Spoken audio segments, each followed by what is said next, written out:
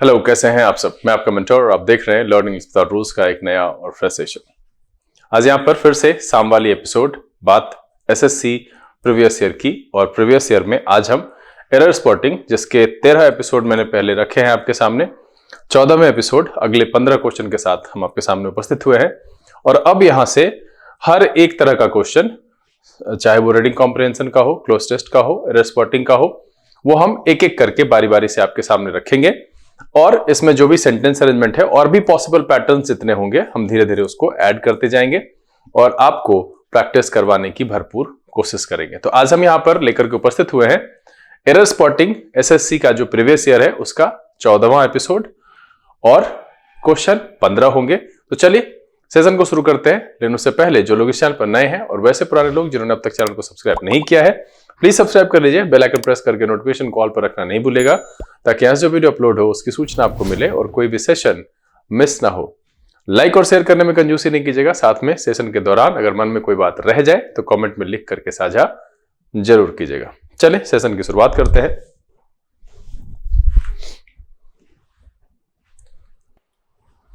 Learning this without rules के session में फिर से आप सबका तहे दिल से स्वागत है। उम्मीद है आप सब तैयार हैं। तो चलिए क्वेश्चन को अटेम्प्ट जरूर कीजिएगा। अगर आपको 20 सेकंड से ज्यादा समय लग रहा है तो वीडियो को पॉज करके ठीक से सूझबूझ के साथ समझ करके बनाने की कोशिश कीजिए, और आगे अगर ना बन पाए तो एक्सप्लेनेशन को देखकर समझने की कोशिश कीजिए। मन में फिर भी दुविधा रह जाए तो कमेंट में लिख करके साझा कीजिएगा। हम फिर से रिपीटेड एक्सप्लेनेशन के साथ आपके सामने उपस्थित जरूर होंगे। चलिए सेशन को शुरू करते हैं। रखते हैं पहला सवाल और आपका समय शुरू होता है अब।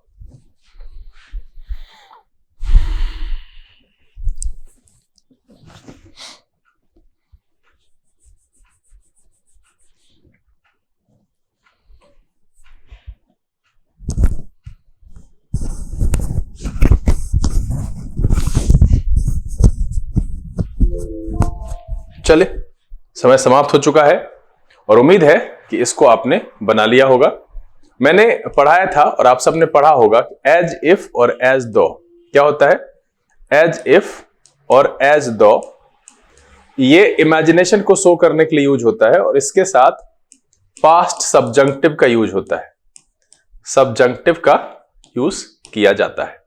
तो यहां पर जैसे लिखा हुआ ही walks as if the earth, यहां पर बिलोंग्स नहीं होकर के यहां हो जाएगा बिलोंग्ड, तब जाकर के सेंटेंस सही होगा। और इसीलिए इस सवाल का जवाब हो जाएगा, वो हो जाएगा ऑप्शन नंबर सी। मतलब है कि इमेजिनेशन के लिए हम इसको इस्तेमाल करते हैं। एज इफ एज दो अगर हिंदी में कहे तो मानो के अर्थ में इसको प्रयोग किया जाता है ना, कि वो ही वॉक्स ऐसे चलता है मानो। तो यहां पर जो है बिलोंग्स का नहीं, पास्ट सब्जेक्टिव यानी बिलोंग्ड का प्रयोग करेंगे, तब जाकर के सही होगा। चलिए अगला सवाल और आपका समय शुरू होता है अब।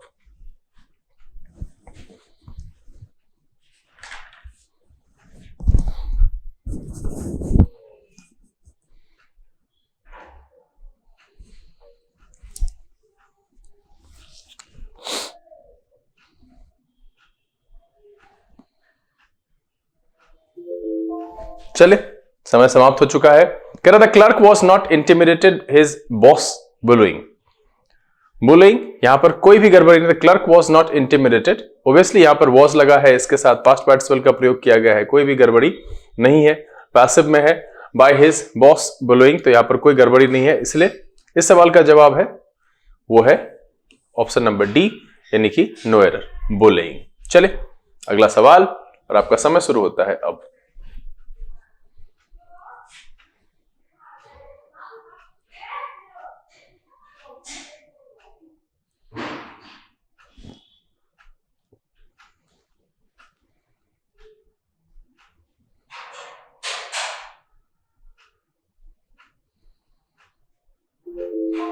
चले समय समाप्त हो चुका है। कह रहा था misogynist hates all mothers in laws. अब देखिए मिसोजिनिस्ट का यहां पर ठीक है, मदर इन लॉज नहीं लिखते हैं। जब हम इसको ऐसे लिखते हैं तो इसको लिखते हैं मदर्स इन लॉज, तब जाकर के मदर्स इन लॉ। तो यहां पर इन लॉज नहीं लिखेंगे, इसमें इधर की तरफ एस लगेगा, तब इसका प्लूरल होगा। ये इस तरह से लिखना गलत है। यहां पर क्या होगा, मदर्स इन लॉ।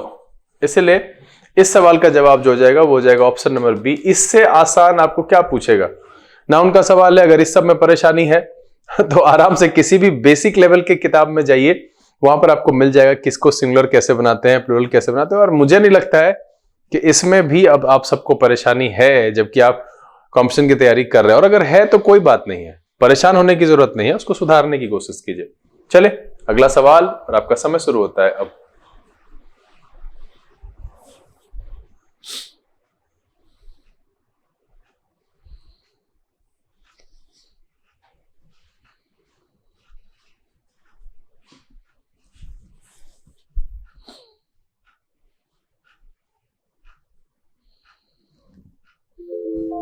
चलिए समय समाप्त हो गया है।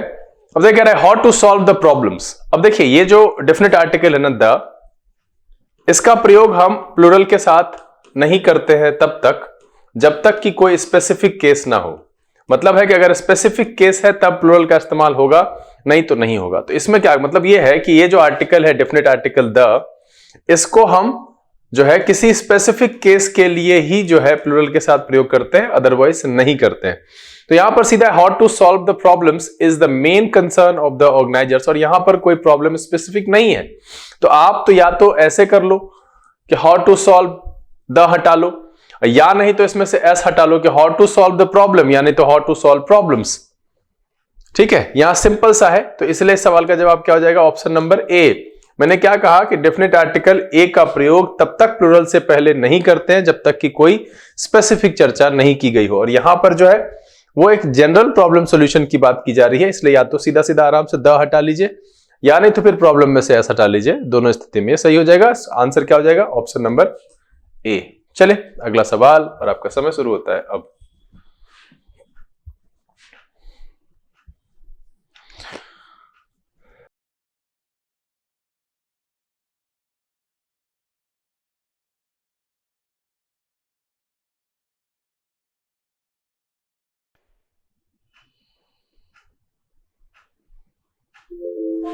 चले समय समाप्त हो चुका है।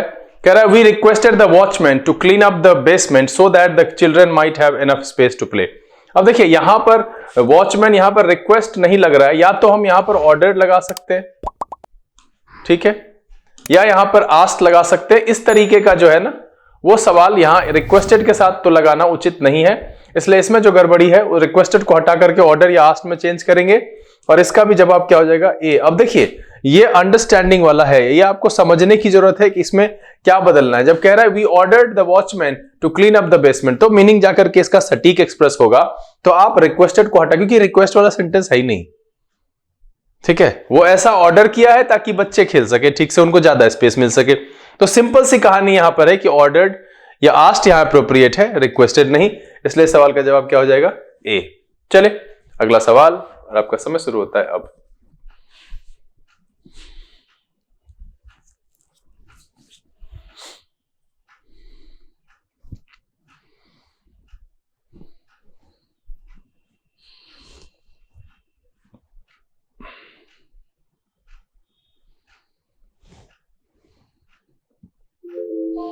चले समय समाप्त हो गया, एकदम बउआ वाला सवाल है। कह रहा है लास्ट नाइट, जैसे ही लास्ट नाइट दिया तो इसके साथ ड्रीम नहीं, क्या हो जाएगा, ड्रीम्ड। इसका पास्ट लगेगा क्योंकि ये पास्ट इवेंट की चर्चा कर रहा है। क्या है, पास्ट इवेंट की चर्चा कर रहा है, और पास्ट इवेंट के साथ हम पास्ट वर्ब ही यूज करते हैं, इसलिए वहां पर ड्रीम नहीं ड्रीम्ड हो जाएगा, और इसलिए इस सवाल का जवाब भी क्या हो जाएगा, ऑप्शन नंबर ए। अब अगर ये सब नहीं बन रहा है ना इतनी तेजी से, 20 सेकेंड भी बहुत ज्यादा है इसके लिए, तो आपको, मैं ये नहीं कह रहा हूं कि आपको ये करना चाहिए चुल्लू भर पानी, नहीं नहीं नहीं नहीं नहीं, आपको क्या करना है ना, खुद के लिए सोचने और समय देने की जरूरत है, ध्यान देने की जरूरत है, सुधारने की जरूरत है। कहां का, क्योंकि देखिए आपसे बेहतर आपको कोई नहीं समझ सकता है, आपको किधर प्रॉब्लम है, कहां समस्या है तो आप मेरे साथ साझा कीजिए, हम कोशिश करेंगे उसको सॉल्व करने की। अब बताएंगे नहीं, आप लोग तो इतने कंजूस हैं, पता नहीं कितने लापरवाह हैं कि अगर वीडियो देख रहे हैं, पसंद आ रहा है तो लाइक कर दीजिए, शेयर कर दीजिए, सब्सक्राइब करने में क्यों समस्या हो रही है। हाँ, अगर किसी वजह से आप लाइक नहीं करते हो तो वो भी मुझे मेंशन करो कि सर ऐसा कर दो कि तब मुझे पसंद आएगा तो मैं करूंगा, देखते हैं अगर हम कर पाएंगे तो उसको लिखिए, और नहीं है तो वीडियो पसंद आ रहा है तो कम से कम लाइक तो करिए, कंजूस कहेंगे सब। चले अगला सवाल, और आपका समय शुरू होता है अब।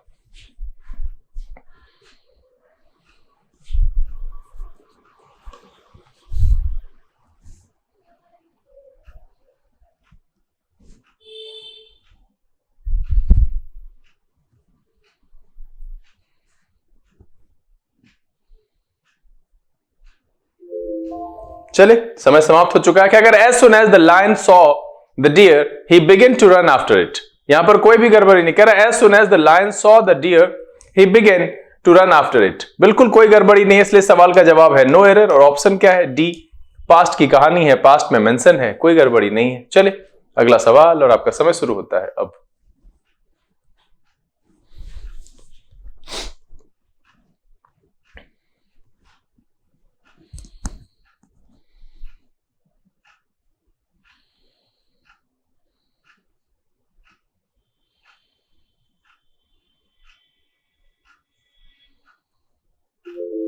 चलिए समय समाप्त हो चुका है। क्या कह रहा था? Police asked us about the our movements on a night of the, देखिए अब यहां पर क्या है ना, नाइट ऑफ द क्राइम है, तो यहां पर अ नहीं होना चाहिए। क्यों?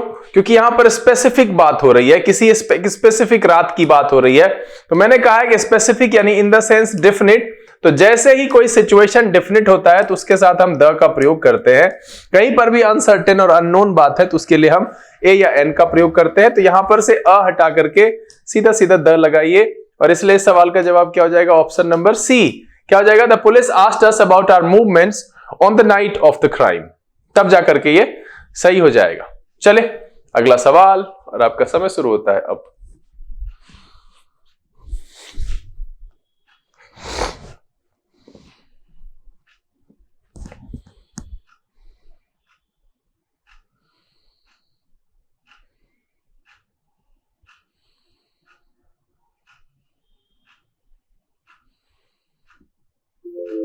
चले समय समाप्त हो चुका है। अब देखिए ये बच्चे वाला सवाल ही है ना। क्या कह रहा है? Did he tell you why he hasn't. अब यहां पर जब डिड है तो उसके पहले की कहानी है, तो हैजंट क्यों होगा? यहां पर होगा हैडेंट।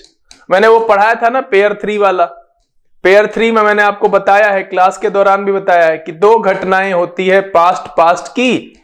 उसमें जो ओल्ड वाली घटना होती है उसको हम क्या करते हैं? तो हैड प्लस V3 से लिखते हैं, और इधर वाले घटना को जो उससे रिसेंट होता है या तो V2 से लिखते हैं या वॉज वर प्लस V4 से लिखते हैं। यही तो कहानी है। तो यहां पर क्या हो जाएगा? हेडेंट। और इसलिए सवाल का जवाब क्या हो जाएगा? Option number B. इतना आसान है, मुझे लगता है 15 में 15 आना चाहिए, और एटलीस्ट 12 तो कम से कम।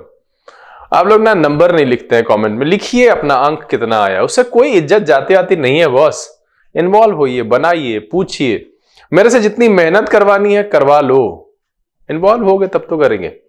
चलो अगला सवाल और आपका समय शुरू होता है अब।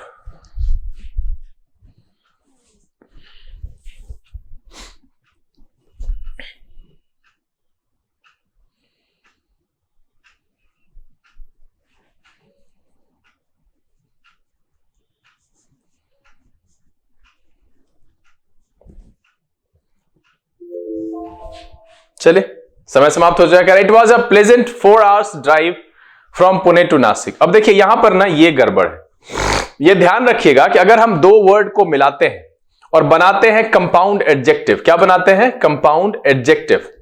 ठीक है, क्योंकि यहां पर ये कंपाउंड एडजेक्टिव ही है, इसको क्वालिफाई कर रहा है, तो उसके लिए हम यूज करते हैं हाइफन। मतलब इधर लिखे हैं 4, हाइफन देके लिखेंगे आर, और तब आगे आएगा ड्राइव, तब ये सही है। ये दोनों मिलाकर के हो गया का कंपाउंड एडजेक्टिव। ध्यान रखिएगा, जब इस तरीके से दो शब्द को मिलाकर एक एडजेक्टिव बनाए, जैसे आप ऐसे लिख सकते हो 18 हाइफन देके इंच और मॉनिटर। ठीक है, तो देखिए ये जो 18 इंच है ये इस मॉनिटर को क्वालिफाई कर रहा है कि वो उसका कितना बड़ा मॉनिटर है। तो इस तरीके का जब करते हैं तो यहां पर ये लिखना गलत है, इसको क्या करेंगे? 4-R तब जाकर के ड्राइव, क्योंकि ये इसको क्वालिफाई करने के लिए यूज हुआ है। इसलिए सवाल का जवाब क्या हो जाएगा? Option number B.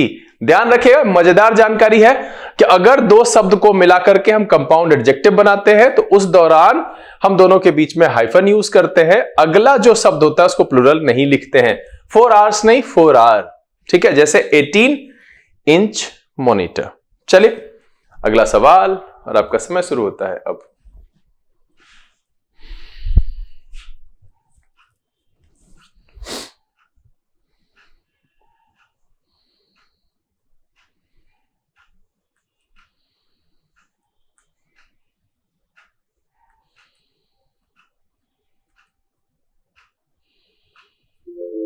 चलिए समय समाप्त हो चुका है। कह रहा है अ senior doctor expressed concern about physicians recommended vaccine. अब यहां पर द नहीं होगा, ये सुपरफ्लुअस, इसका कोई मतलब नहीं है। एक सीनियर डॉक्टर जो है वो कंसर्न एक्सप्रेस किया किससे? Physicians recommended vaccine. तो इसके लिए है कि उसके द्वारा जो रिकमेंड किया गया, तो यहां पर द सुपरफ्लुअस है, अनावश्यक है, इसलिए उसका जो प्रयोग है गलत है। आंसर क्या हो जाएगा? C, a senior doctor expressed concern about physicians recommended vaccine. चलिए अगला सवाल और आपका समय शुरू होता है अब।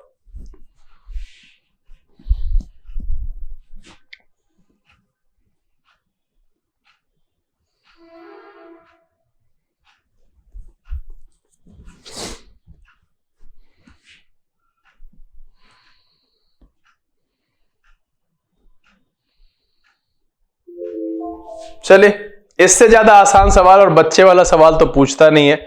मुझे लिख करके बताइएगा किस किस का गलत है। सबसे पहले तो हैव के साथ क्या होना चाहिए? V4 नहीं होना चाहिए, V3। तो या तो इसको डिस्कस कर लो। अगर ऐसा ही रखना है तो बीच में क्या करो, मतलब क्या है कि हैव के साथ बिन लगा लो, और बिन के साथ जो लिखा हुआ है डिस्कसिंग वो ठीक है। या नहीं तो क्या करो, हैव के साथ V3 लगा लो, ठीक है। या नहीं तो हैव को हटा के आर कर दो, वी है ना, तो वी आर कर दो, उसका डिस्कसिंग ठीक रहेगा। तो 3-4 तरीके से इसको ठीक, 3 तरीके से कि या तो बिन लगा लो, या नहीं तो डिस्कसिंग को V3 में चेंज कर दो, डिस्कस्ड कर लो, या फिर आर डिस्कसिंग कर लो, हैव को हटा के आर कर लो। किसी भी तरीके से देखोगे तो हैज हैव के साथ V4 का इस्तेमाल नहीं होता है, इसलिए इस सवाल का जवाब है ए। और जरा हमको कमेंट में लिख करके बताना तो किस किस का गलत हुआ है। हाँ, और गलती स्वीकार करना अच्छे विद्यार्थी की पहचान है। चलिए अगला सवाल और आपका समय शुरू होता है अब।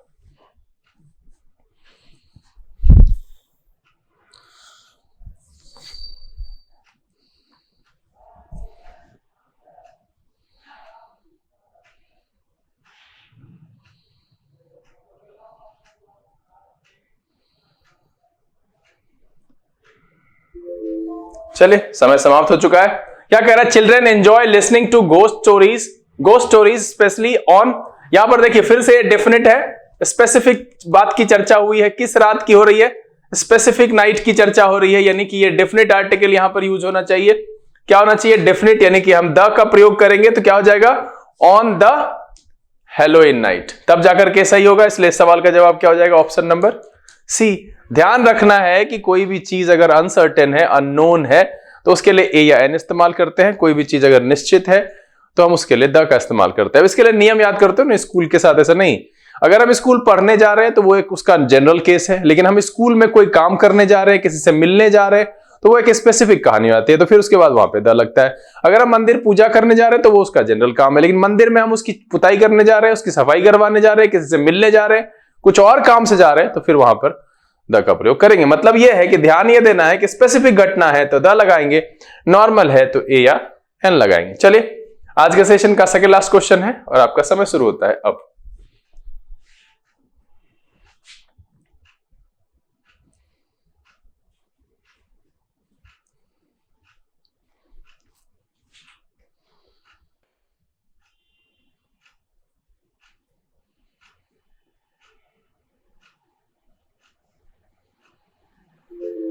चलिए समय समाप्त हो चुका है। देखिए कह रहा है I have many works to do.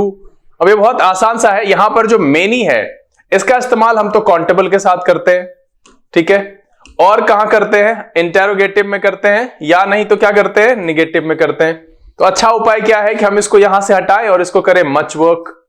क्या करें? Much work. अगर ये नहीं करना है तो करेंगे अ लॉट ऑफ वर्क, ठीक है। चलो इससे भी नहीं अच्छा लग रहा है तो आप इसको कर लो लॉट्स ऑफ वर्क। मतलब यह है कि आप इस 3 ऑप्शन के साथ इसको सुधार सकते हो। मेनी का इस्तेमाल कहां करते हैं? काउंटेबल में, या तो इंटेरोगेटिव में या नेगेटिव में, तो इस तरीके से इस्तेमाल नहीं होगा।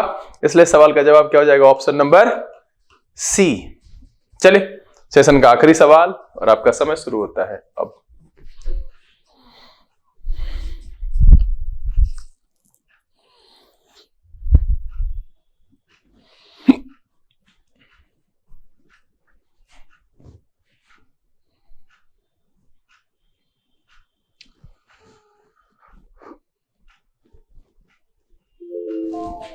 चलिए समय समाप्त हो चुका है। There are so many filth. अभी देखिए मैंने इससे पहले बताया है मेनी, यहां पर क्या होना चाहिए? मच।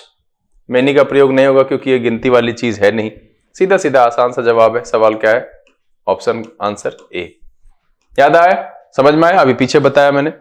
काउंटेबल लिखा, there are so much filth all around the place. ठीक है, तो जवाब क्या हो गया? Option number A. उम्मीद है कि आज के सेशन में जो 15 सवाल सबके सब बहुत आसान थे, आपके सामने रखे गए, सबको आपने आसानी से सॉल्व कर लिया और सबके सब सही हुए। अधिकतम अंक आपने प्राप्त किया। सबसे पहले तो अपने द्वारा प्राप्त किए गए कमेंट में लिख करके बताइए, और हाँ भूलिएगा नहीं, कंजूस हैं आप लोग, कमेंट में लिखिए, उससे कोई इज्जत नहीं जाएगी आपकी। पता तो चले कि आपका क्या हो रहा है, कितना सॉल्व हो रहा है। हाँ, अगर सेशन के दौरान मन में कोई बात रह गई हो, कुछ पूछना है, कुछ विस्तार से जानना है, तो कमेंट में लिख करके साझा कीजिए। कोशिश करेंगे कि जल्द से जल्द उसके जवाब के साथ आपके सामने उपस्थित हो। बहरहाल उम्मीद तो है कि छोटा सा सेशन जो आपके सामने मैंने रखा, ये आपको पसंद आया, बहुत कुछ सीखने के लिए मिला। अगर ये वीडियो अच्छा लगा, आप इसको लाइक कर दीजिए। अब तक चैनल सब्सक्राइब नहीं किया है तो प्लीज सब्सक्राइब कर लीजिएगा। बेल आइकन प्रेस करके नोटिफिकेशन कॉल पर रखना नहीं भूलिएगा, ताकि यहाँ जो वीडियो अपलोड हो उसकी सूचना आपको मिले और कोई भी सेशन मिस ना हो। समय आज बिता लेने का, बहुत जल्द एक बार फिर से आपके सामने उपस्थित होंगे इस तरह के एपिसोड के साथ। तब तक के लिए आप घर में रहिए, अपना और अपने परिवारजनों का ख्याल रखिए, खुश रहिए, मस्त रहिए, लेकिन पढ़ते लिखते जरूर रहिएगा। लर्निंग विदाउट रूल्स के से this is BK Singh signing off. Keep reading, keep practising. Thank you, God bless you.